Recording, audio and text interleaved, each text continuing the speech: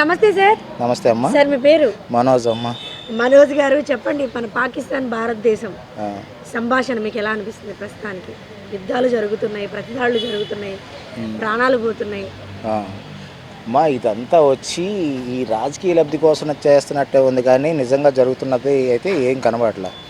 ఎందుకంటే వచ్చిన వాళ్ళు, దాడి చేసిన వాళ్ళు అసలు పాకిస్తాన్ నుంచి వచ్చారా, లేకుంటే ఇరాక్ నుంచి వచ్చారా, లేదంటే ఇంకొక ఇస్లామిక్ కంట్రీ నుంచి వచ్చారా అన్నది ఐడెంటిఫై చేయాలి.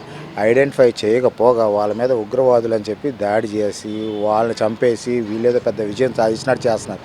అంత జరుగుతుంటే మరి దేశంలో ఉండే హిందూ ఉగ్రవాదుల సంగతి ఏంది? వీళ్ళు మిగతా వాళ్ళని అంటరాని వాళ్ళని చేసి వాళ్ళని చేస్తున్నారు. మరి వాళ్ళు కూడా టెర్రరిస్టులేగా. మరి వాళ్ళు తీసుకోవట్లేదు, ఎందుకు తీసుకోవట్లేదు?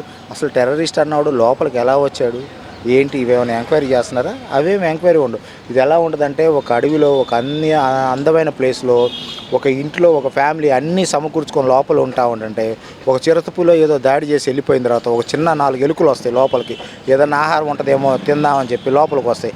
ఆ 4 ఎలుకలు చంపి మేము చంపేసాం అంటారు. వచ్చిన చిరుతపుల్ని ఏం చేయరు, కానీ వచ్చిన ఎలుకలను పట్టుకొని చంపేసి విజయం సాధించినట్టు ఫీల్ అవుతారు. మన దేశ పరిస్థితి కూడా ఇప్పుడు అంతే ఉందమ్మా. ఉగ్రవాదులా కాదా ముందు ఎంక్వైరీ చేయలేదు, వాళ్ళు ఎంతమంది వచ్చారు, ఎక్కడున్నారు, ఏంటన్నా చేయలేదు. అటు చేసి అటు పాకిస్తాన్లో అయినా ఇటు ఇండియాలో అయినా ఇద్దరిలో 2 దేశాల్లో కూడా సామాన్యులేగా నష్టపోతుంది. ఆ దేశ నాయకుడికి ఏం కాదు, ఈ దేశ నాయకుడికి ఏం కాదు. అటు ఫోర్స్లో చచ్చిపోతారు, ఇటు ఫోర్స్లో చచ్చిపోతారు. అటు సామాన్యులు ఇబ్బంది పడుతున్నారు, మనం ఇబ్బంది పడుతున్నాం. యుద్ధం అన్నది వేస్ట్ అమ్మా. ఈ 2 దేశాలు కలిసి సామరస్యంగా పరిష్కరించుకొని అసలు టెర్రరిస్టులు రావడానికి కారణం ఏంటి, ఎటు నుంచి వస్తున్నారు, వాళ్ళ కాన్సెప్ట్ ఏంటి, వాళ్ళ కాన్సెప్ట్ మనం తీర్చగలుగుతామా లేదా, అదేదాన్ని చర్చల ప్రారంగా మాట్లాడుకొని చేసుకోవాలి. కానీ ఎవరిని పడితే వాడిని టెర్రరిస్టులు అని చెప్పి మాట్లాడి ఇచ్చేస్తే ఎట్లా? మనం నమ్మలేం కదా.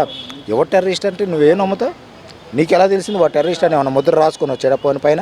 లేదు కదా. నువ్వెలా చెప్తావు టెర్రరిస్ట్ అని? దాళ్ళు లోకల్లో చేసి కావాలని చెప్పి చెప్పొచ్చేమో రాజకీయ లబ్ధి కోసం, మనం చెప్పలేం కదా. అది నా ఒపీనియన్. కదండి. Thank you sir, thank you so much.